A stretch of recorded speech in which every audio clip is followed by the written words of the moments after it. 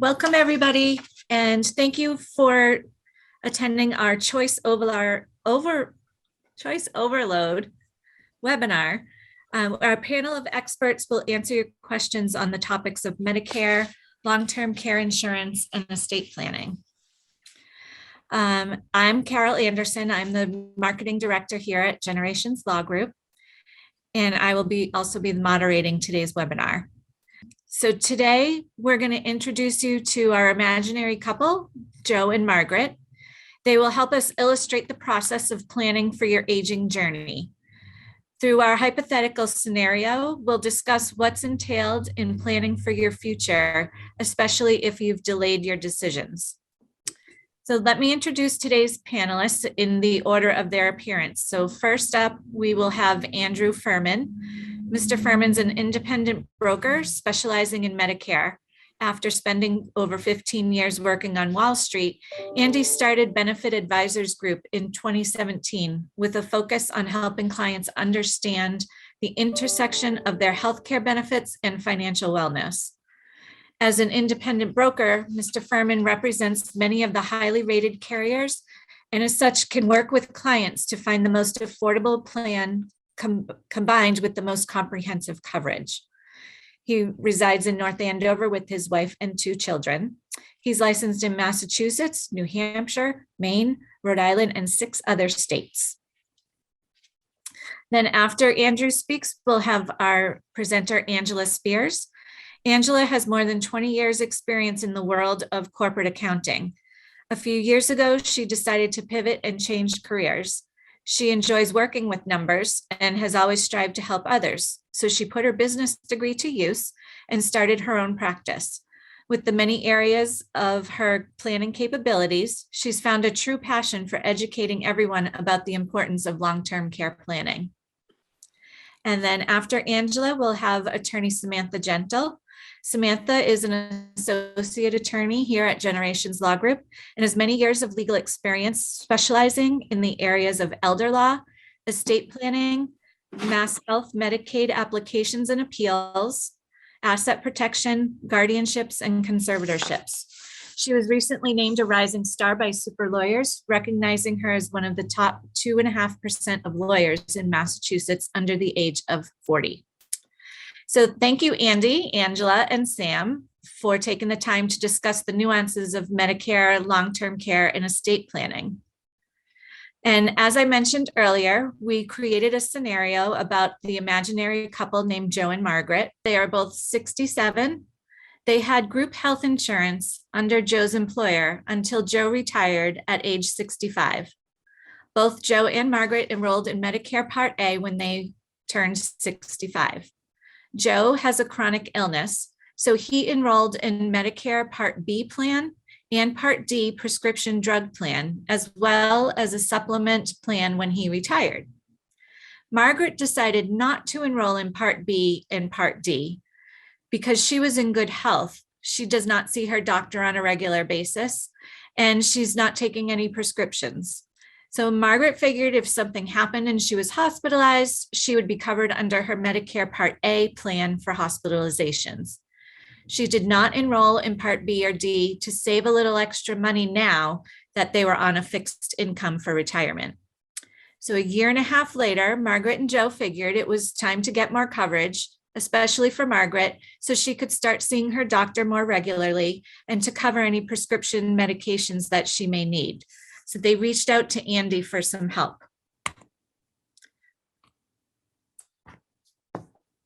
Thanks, Carol, and thank you to Samantha and Angela for joining us today. When Joe and Margaret first reach out to me, the first thing I do is give them a little review, a Medicare 101 understanding. I always say to people, Medicare actually is not that difficult to understand. But what happens is as we approach our 65th birthday, and as we approach every September, October, every year, there's so much information thrown at folks that it becomes information overload, and that becomes stressful. But when we sit down and actually look at how Medicare works in the different ways to obtain coverage, it's actually pretty simple. we all understand and we all hear about parts A and B, but what actually is it? Original Medicare, we often refer to parts A and B. Part A is your hospital coverage, covers your hospitalizations, but there are some deductibles. And then for days 61 through day 90 and beyond, there's also some copays. In Part B of Original Medicare covers our doctor's appointments, our labs, our any medical devices, those types of things. However, again, there is a small deductible, and there's also what we call coinsurance. What coinsurance means is with 20% coinsurance, we're paying 20% of the bill. So when people sign up for Medicare, if all they do is parts A and part B, they're left vulnerable financially if they need care. And when we look at somebody's health coverage, we want to marry that with their financial wellness.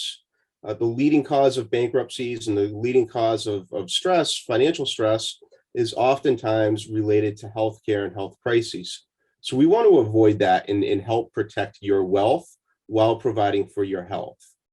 So what folks can do is they can sign up for a Medigap or supplement plan that covers everything or nearly everything, depending on the plan, that parts A and B do not cover. Additionally, parts A and B don't provide for any prescription drug coverage. So we need to enroll folks in that prescription drug coverage to make sure they have that. So that's the first way that we can obtain our health care when we're 65 and older. The next way is we could say, let's take a look at what's called a Part C plan or a Medicare Advantage plan. And at that point, we're moving off of Original Medicare, off of the government-sponsored healthcare into coverage from a private insurance company. Very similar to the coverage that we experience when we're still working from group health. So those are the overviews of the different ways of getting coverage. Carol, if we can move to the next slide. Now, when I talk to people about what is the best way and the best coverage for them, we take a look at who their doctors are and what their prescriptions are. And we take a look at what is the best coverage and the best plan for them. Now, in terms of enrolling in Medicare, again, a lot of information gets sent out in the 3 or 4 months before your 65th birthday. For folks that are turning 65, we have a 7-month open enrollment window. Includes the 3 months before your 65th birthday, the month of your 65th birthday, and then the 3 months after your 65th birthday. So you have 3 months of an open enrollment period. And then there are other special enrollment periods depending on circumstances as you go through your life. But this is your initial enrollment period. And this is where we want to be looking at your coverage.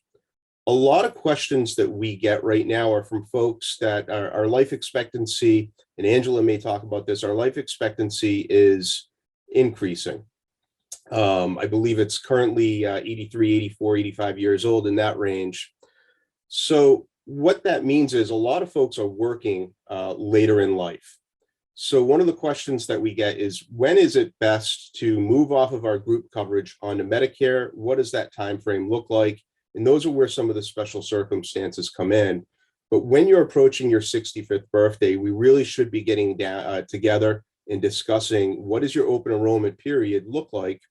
Because as we saw in our example, Joe decided to sign up for Medicare, but Margaret, who was in good health, not really having any conditions, not on any prescriptions, thought she could save a little bit of money by not enrolling and still have coverage if a catastrophe or other type of crisis put her in the hospital. But what a lot of people don't understand is if we don't enroll during our open enrollment period or during our special enrollment period, if we have special circumstances, we may be subject to a penalty on our Part B premiums, as well as our prescription drug coverage. And what's important to understand, those penalties last for your lifetime. Carol, if we could go to the next slide. So when we were speaking with Joe and Margaret, I learned that Margaret has gone 1.5 years without Part B coverage and without any credible prescription drug coverage. Because, and I apologize, the slide here says Joe did not have credible coverage. Here we're talking about Margaret. Because Margaret did not have credible coverage, I had to explain to both Joe and Margaret that she is going to be assessed a late penalty for both her Part B and Part D plans. The penalty is 10% of the monthly Part B premium amount for each 12-month period that you go without credible coverage. So in Margaret's case, she went approximately 18 months or so without coverage. That means she's going to have a 10% penalty on her Part B premium for the rest of her life. If she had waited another 6 or 7 months to speak with me, that penalty would have increased from 10% to 20%. In terms of her Part D coverage, the penalty is an additional 1% of the average Part D premium for each month you delayed enrollment. So these penalties last for your entire lifetime. And, as we look at monthly penalties, as we age in and as our life expectancy increases, that can add up to be a considerable amount of money. So we really want to understand, when do we need to enroll and what is that time frame, so we can avoid the lifetime penalty. Carol, if you could advance to the next slide for me. Just to give folks an understanding as to what are the Part B premiums looking like. These are the Part B premiums for 2022. They did increase this year, and there's discussion about reducing it, which is historic. Not only is it historic to reduce it, but to reduce it in the middle of the year is even more of a historic event. Part of what's leading that is the utilization of an Alzheimer's drug that's not being prescribed as much as the Centers for Medicare and Medicaid Services believed. But right now, the premium for Part B is $170.10 per month. And if you're still working, or your earned income is such, that can increase based on the chart that we've shown here. Now, I mentioned earlier, when I sit down with a couple or I sit down with individuals, I first give them a brief Medicare 101 scenario and understanding the different ways to get Medicare. But we also have a discussion based on what their health has been, what we expect their future health to be. We can't predict always what's around the next corner, but we want to understand what prescription drugs you're on. Do you have any chronic illnesses or any chronic need for care moving forward? Who are your doctors? And when I was speaking with Joe and Margaret, one of the questions they had asked me was about long-term care and how that fits in with Medicare. There is a brief window for skilled nursing, but by and large, Medicare does not cover long-term care. And that's where we would introduce them to Angela to help them understand what the long-term care options are and how that fits into their overall financial health and wellness. With that, I'd like to introduce Angela and turn it over for a discussion on long-term care. Thanks, Andy. I appreciate that. So when Joe and Margaret came to me, they are asking, first and foremost, what is long-term care insurance? So what it is it's an individual insurance that provides you with a predetermined daily benefit to help absorb costs of non-medical assistance with activities of daily living over a long period of time. Thanks. So what exactly is long-term care or extended care? So extended care is assistance that a person needs because he or she has a long-term care impairment. The term of extended care is commonly referenced opposed to long-term care, since it can carry misconceptions. People think of nursing homes when they hear long-term care. So we started to refer to it as extended care. So what will trigger a long-term care event? Well, a couple things will. So if we look at this slide for a moment, there's two types of impairment. One is an acute impairment. This is usually covered by health insurance and Medicare. This is something that a doctor would offer treatment for, a nurse, skilled nursing staff, etc. However, acute impairments may lead to chronic impairment, and that is something that may trigger a long-term care event. So let's talk about that for a minute. There are two types of chronic impairments. We have the physical, where it's caused by a chronic illness or injury. It's manageable, but it compromises your daily living activities. And there are actually 6 activities that you need to live on your own, right? So let's talk about that. You have transferring, toileting, bathing, dressing, eating, and continence. Cognitive loss is related to memory, orientation, reasoning, and judgment as it relates to safety and awareness. So either help with 2 of these 6 ADLs or the cognitive impairment are considered being chronically ill in the context of long-term care insurance. Now, Margaret asks a golden question: what will long-term care planning do for me? Well, first of all, it acts as a safety net for your assets. Your retirement is exactly that. You want your retirement to be your retirement income. What's the backup plan if you start to spend down that income? So lack of planning will have an impact also on the emotional, physical, and financial well-being of your family. Extended care is really nursing home care, as I mentioned earlier. Assisted living is expensive, especially in Massachusetts, as we know, and the benefits of long-term care received at home can cover expenses for adult daycare centers, maybe assisted living care provided in a non-skilled or skilled nursing facility, specialized units for Alzheimer's or other forms of dementia. There's various ways to design extended care planning. And of course, the needs and the budgets and solution will be different for everybody. So having no plan affects everyone. What most people don't realize is this planning also protects the family. Families are often torn apart when there is not an equal effort amongst siblings to support their aging parents. So it's imperative to have a written plan in place also. For the obvious legal reasons aside, there may be assumptions that the parent is not okay with the family taking care of them. If the parent assumes a daughter will take responsibility for being a caregiver and the daughter is against this, she herself may persuade the parent to fund a long-term care plan now. This is one example of why it's so important to have these discussions with your parents now, while planning still may be available to them.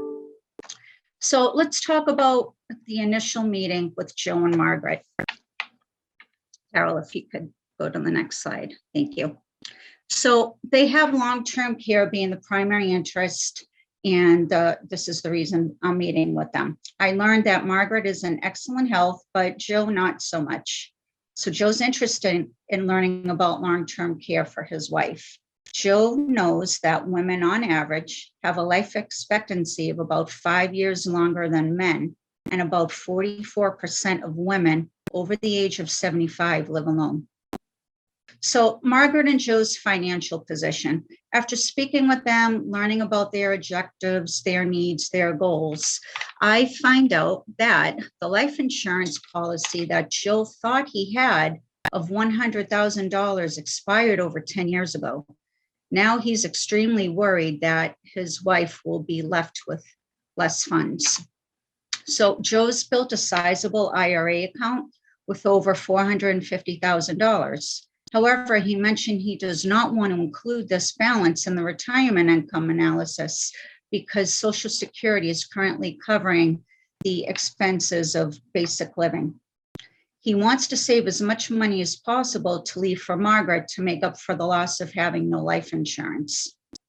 When speaking to Margaret about the IRA account, she informs me that she is wary about being in the market at this stage of her life. And Margaret and Joe had worked with an advisor years ago, but they have not revisited their financial plan since then. So after meeting with Joe and Margaret, we schedule a second meeting and I come back with some ideas. What I suggested was Margaret apply for long-term care insurance. If she is approved, the benefit will assist with paying for care in the home, because that is what she is requesting. She does not want to go into a facility. So reallocating and deferring a portion of the IRA decreases their tax liability, and it's a flexible solution to create a higher stream of guaranteed income for Margaret. After a risk analysis, I realized that Joe had given Margaret much credit, saying that she was right, and we should consider moving our assets out of the market. So we plan for a potential loss of Social Security income to Margaret as well, or this income can be used towards long-term care expenses for Joe. So in all, we applied for long-term care insurance for Margaret. We implemented a better tax strategy. We planned for Social Security replacement, and we took no risk, and we maximized their potential of income. However, if Joe and Margaret came to me earlier in life, let's just say 10 years ago, their planning would be totally different. So let me give you an idea of what that planning may have looked like. Margaret and Joe both apply and are approved for long-term care insurance. The premiums are also much lower because they're 10 years younger. Asset-based planning was also implemented, reallocating some of the IRA balance that they've built.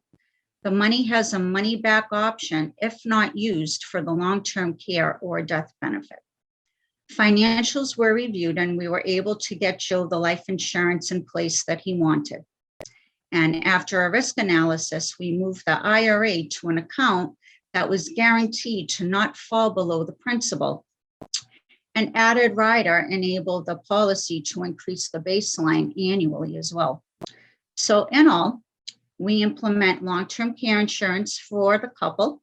We planned for a better tax strategy. We planned for Social Security maximization and replacement. We limited the risk in the market and maximized their potential of income. And the couple did not have to allocate the majority of their IRA, leaving the cushion for travel and a more comfortable, carefree retirement. So why New York Life for long-term care planning? Well, a little bit about New York Life. We are the highest rated company in the industry. We are the only AAA rated company to offer multiple solutions in the long-term care arena. And solutions can be income or asset-based or a mix of both. We are a mutual company, so our interests are always aligned with our clients. And we also have offer a bigger benefit with something called our Asset Flex tool. So after speaking with Margaret and Joe, I asked them about their basic documents. Do you have a healthcare proxy? Do you have an estate plan? And when they said they do not have an estate plan in place, I naturally introduced them to Samantha Gentle at Generations Law. Thank you, Angela. So I'm attorney Samantha Gentle, an associate attorney at Generations Law Group. So these are the documents that I would generally be talking about with Joe and Margaret: durable power of attorney, healthcare proxy, living will, and HIPAA, last will and testament, and trusts. When I start the consultation, Margaret tells me she did fill out a healthcare proxy at her doctor's office, and that when Joe had some surgery a year before, he filled one out at the hospital. I'll talk to them during the consultation about the benefit of having a healthcare proxy with your elder law attorney versus the free state form. They also told me they had no power of attorney or will or trust. So a durable power of attorney allows you to name someone to make financial decisions for you if you can no longer make them for yourself. There's two main different kinds. One is effective immediately, and the other is springing, which means it springs into action when activated by a doctor. I tend to recommend the one that's effective immediately because I've seen in my career a number of times where an elder client has the springing power of attorney and a doctor is hesitant to write the letter, or it just takes an extremely long time to track down the doctor to write the letter to activate it. And in the meantime, bills get missed being paid and we lose out on potential last minute asset protection measures that we could have taken. If you have minor children, you can also name a temporary guardian in the power of attorney document. So if something happens to you and your co-parent temporarily, like, if there's a car accident or something like that, there's a temporary guardian named right in the document for you. Something to consider when, you do have the document that's effective immediately. Anybody named in this document can interact with your bank accounts, help you pay your bills, and sign contracts on your behalf. So the next document is a healthcare proxy. Healthcare proxy names someone to make medical decisions for you if you can no longer make them for yourself. Unlike the power of attorney, healthcare proxy must be activated by a doctor. So a doctor determines you've lost the ability to make decisions for yourself, and they write a letter activating your healthcare proxy. Healthcare proxy can also be deactivated. So if you use an example of someone was in a car accident and is unconscious, but then they later regain consciousness, it could be activated, and then another letter written to deactivate it. The order in which you name individuals to make decisions for you is a little bit more fluid as well. The person you name, their phone number and address goes right in the document. If there's a health emergency, the doctor will call the first person on the list. And if that person doesn't pick up, then they'll go down to the next person. But as soon as the primary agent is available again, they're then again the primary decision maker. A healthcare proxy can be revoked at any time, even orally, and even if someone has a mental health condition. It usually depends on where they're at, what sort of facility they're in, and if the facility would have let them do that. But legally, they do have that right. If that occurs, then you would need a guardianship. And what I meant to mention previously with the power of attorney, if someone loses the ability to make decisions for themselves and there's no power of attorney in place, then you need what's called a conservatorship. Both of these proceedings are done through the probate and family court in the county where they live. Something to keep in mind, as I mentioned previously, Joe and Margaret both have the free state form healthcare proxy. One filled them out at the hospital, the other one filled it out at the doctor's office. In most circumstances, this document can work and be fine, but there are a few issues with it. One, clients don't realize that anytime they sign a new document, they revoke the previous one. So, we always tell our clients, if you sign a healthcare proxy with us, make sure to give a copy to your primary care physician. It's a good idea, have one available to bring to the hospital, and maybe give copies to all your named agents. Another key difference between the Massachusetts state form and a healthcare proxy with an elder law attorney is approval of the use of antipsychotic medications. As I mentioned, the whole point of having these documents in place is to avoid the need to go to court to get the ability to help your loved one. In our document, it specifically gives the healthcare agent the authority to approve the use of antipsychotics. The reason why that's important is if that is missing, you'll need to go to court if that person needs antipsychotics. And one can imagine that if someone needs antipsychotics, they need them right away to alleviate whatever torment they're going through. And you would hate to have to wait for a hearing to be able to help them. So having a healthcare proxy from an elder law attorney can help avoid the need to go to court. Next slide, please. So the next document is a living will. A living will outlines your end of life wishes. In general terms, it usually says, if it's my time to go, please let me go peacefully. What's important to note is this is not a legally binding document. It's more of a reference point for your healthcare agents. So we always say that you should have the conversation with your loved ones and absolutely your healthcare agents about what your end of life wishes are. And it will be their responsibility to make that decision for you if you've lost the ability to make decisions for yourself.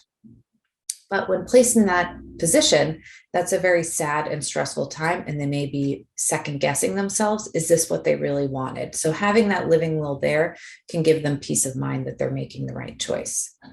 And then on the next slide, I'll talk about what is legally binding. So what is legally binding in Massachusetts is the MOLST form, MOLST, Medical Order for Life-Sustaining Treatment. This is the new DNR, or do not resuscitate, in Massachusetts. This is a form, however, that you don't fill out with your attorney. You fill it out with your doctor. And you would not fill this form out unless you had a terminal illness, you're very advanced in age, or if you're moving into an assisted living facility, because a lot of assisted living facilities these days require them for their residents. I don't know that Joe necessarily would want to do a MOLST, even though he's a chronic illness, he's still on the younger side, and one would assume he'd want to be resuscitated if something happened to him. If you do choose to fill out a MOLST with your doctor is supposed to hand it back to you on pink paper, and you're supposed to put it right on your fridge. And if you have to call 911, EMTs are trained to look at the fridge to see if you have a MOLST, and then they're legally bound to follow what it says. Next slide, please. The next document is a HIPAA authorization and release. You may have filled out a HIPAA form at your doctor's office when you're filling out all the paperwork at the beginning before your appointment. That HIPAA release is for that specific office, but with an elder law attorney, you can get a global HIPAA document. This will allow anybody you list on the document to have access to your medical information and communicate with your doctors. It does not give them the right to make any decisions for you. It just allows them to have access to information and communicate. It also doesn't matter the order in which you name the individuals. Every person on there has the ability to access the information. I find that this document is particularly helpful when Joe and Margaret maybe have advanced in age and they have maybe a caregiver or a child going with them to appointments to be a second set of ears. They're still, making all of their own decisions, but they just want some extra help. And that's where the HIPAA document really can come into play and be very helpful. Next slide. So now I'm going to talk about wills and trusts in your estate. And a lot of people will say, I'm not rich, I don't have an estate. If you have bank accounts, if you own a home, if you have life insurance, if you have a car, you have an estate. Next slide, please. So a will is a set of instructions to the probate court for what to do with your probate property. Probate property is property owned individually in your own name. So if you own a home individually, so that means you don't have a joint owner or you don't hold a life estate in your property, that's a probate asset. So that means to be inherited, if you have a will or if you don't have a will, it would have to go through the public process of probate through the probate and family court. And inheritance can be significantly delayed. Before COVID, probate was taking about a year to complete, and now it's taking longer than that. Probate isn't the end of the world. It's okay if your estate goes through probate, but if you would like those to inherit from you to have things go a little bit smoother and not have to pay attorney's fees to, probate your estate, then the next thing I'll talk about is ways to avoid probate. So I'll talk about trust, but another way to avoid probate is with your accounts, you can add beneficiary designations on them. So any bank account that has, any bank account that has a joint owner or beneficiary named will not go through probate. And then, that goes for IRAs, life insurance policies, what have you. Sorry, if you could then go back to the revocable trust slide. So a revocable trust is a great way to avoid probate. If Joe and Margaret own a home, even if they don't have a ton of assets, but they own a home and Joe had that $450K life insurance policy, IRA, then most likely their estate will be worth more than $1 million. If you pass away in Massachusetts with over $1 million to your name, your estate may need to pay some estate taxes. But as a married couple, if they set up a revocable trust with estate tax planning in it, they can avoid some estate taxes. You maintain control over your property. Joe and Margaret would be the trustees of their own trust, and their life doesn't change very much at all, really, in terms of their day-to-day and how they manage their home or any assets they decide to place in the trust. If you want to have the estate tax advantages with the life insurance, then you can either you can actually make the life insurance policy the trust be the beneficiary of the life insurance policy, and then you get that estate tax planning benefit because then it gets included in the trust. And you can also have, if you have minor children in this trust, you can set up distributions at certain ages and allow them to have their money managed by a trustee until they're hopefully more responsible. The downside to a revocable trust is that it does not protect their property from a mass health lien. And we'll talk about other ways to do that. Okay, so another type of trust that we can talk about is an irrevocable trust.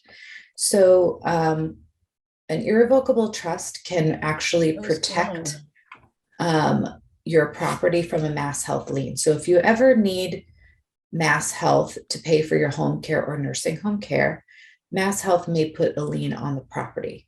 If they put their property in an irrevocable trust more than 5 years before needing nursing home care, that can protect their house from a lien. Additionally, in one of Angela's slides, she mentioned that if there's proper minimum coverage in their long-term care insurance policy, that can also avoid a lien for mass health, which is a great benefit because when you put your home in an irrevocable trust, you end up, you lose control over the property and you can't count on it as an asset for your retirement. Like if you wanted to take out a home equity line or something like that. Another thing that I'd want to take a look at is Joe and Margaret's deed. If they purchased their home prior to getting married, then they might not have what's called a status of tenants by their entirety, which is a special status in a deed for married couples, where if something happens to one of them, the other gets the home automatically. So if you maybe were not married and purchased a home together, it's always a good idea to review your deed after you're married and maybe update it along with your full estate plan. All right. Well, thank you, Andrew, Angela, and Samantha. I'm going to open up the floor for any questions that anyone may have. I have one question. Sure. Long-term care. How long is long-term? It depends how you structure the policy. So there's multiple ways to structure it. It all depends what we're trying to solve for. So as an example, if you needed, you went in and you needed care for, let's say you're looking at permanent disability. Somehow, maybe you fall and hit your head and you're permanently disabled. Would that be covered by it? And what kind of coverage would that be? So long-term care is when you have a cognitive impairment or you can't perform 2 of the 6 daily activities of daily living. So it would also have to come into play what exactly happened. We kind of get into the medical terminology with your doctor. This sounds like more of it could be a disability claim, like under long-term disability. It depends. It really depends if it would be covered by long-term care, because if it was due to an accident, we really have to get the details of that when it happened. So to answer your question about the term or the length of the policy, let's just say your policy was designed for a 2-year max coverage and you needed coverage for 4 years. It would not be covered beyond the 2 years. Does that make sense? Yep, that's exactly the answer I was looking for. Okay. Great. There's a question in the chat box. I believe, Sam, this would be for you. Do you choose an estate planner based on your net worth, and where to get the best recommendation, and how long does it take to establish the trusts and wills, etc.? So a firm like ours, Generations Law Group, we certainly handle estates that are 3 to 5 million, let's say, up there. But if you have an estate of over 11 million, that's where federal estate tax kicks in. At that point, you need to probably see a different estate planning attorney that specializes in really high net worth clients. But 6 million around there, we're comfortable doing. In terms of how long it takes to establish an estate plan, so if you have a consultation, and hire an attorney to do your estate plan, we'd probably get you your drafts within a few weeks. And then at that point, it's really client-based. Some clients will review their drafts right away, set up a follow-up meeting for questions, and then set up their signing. The sooner they review their drafts, the sooner they can sign, and the sooner their estate plan could be set up. Thank you, Samantha. And just to let everyone know, Angela added long-term care planning can come from multiple sources, which complements the standard long-term care insurance coverage. So thank you for adding that, Angela. Thank you for mentioning that on my behalf. I just wanted to also mention that there are different ways to structure that, whether it's reallocating assets, adding riders to maybe an insurance policy. So there's different avenues that help support long-term care expenses. It's not just the typical long-term care insurance. I would add, I was just thinking about the question about how long long-term care covers. I have a lot of clients that, start at assisted living or home care, what have you, with their long-term care. And then, maybe it does only last a few years, but then at that point, with advance warning, we can do some advanced asset protection planning and then line up the assets in such a way that when the policy does run out, then we can apply for Mass Health to pay for the care. So it's not like you're going to be totally out of luck after the policy runs out.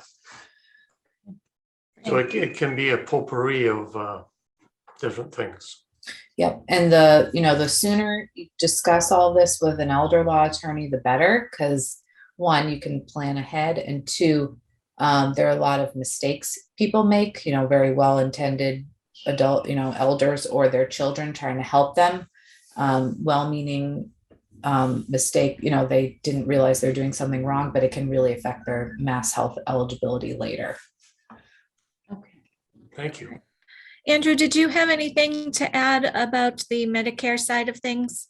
Yeah, no, I was just going to say that the most common question we get throughout the year is folks who are 65 and still working, and whether or not they need to sign up for Medicare, or, can they stay on their group health insurance? And I was just going to add that, it depends on the size of your employer, whether or not you have to sign up for Medicare or not, as well as the employee's plan, will it allow you to? But that's where oftentimes we'll take that financial planning perspective and take a look at the coverage and what your premiums are on the employer-sponsored plan. Take a look at, are you required to sign up for Medicare? And even if you're not, maybe Medicare might be the most comprehensive coverage at a most affordable rate. So, that's a very common question that we get now as folks who age up to 65 continue working. And, how does Medicare work with your group health insurance? What are we required to do? And that's always worth a conversation. Thank you for clarifying that. Again, thank you, Andrew, Samantha, Angela. Thank you so much for all that helpful information. And thank you all for joining us today. Have a good afternoon.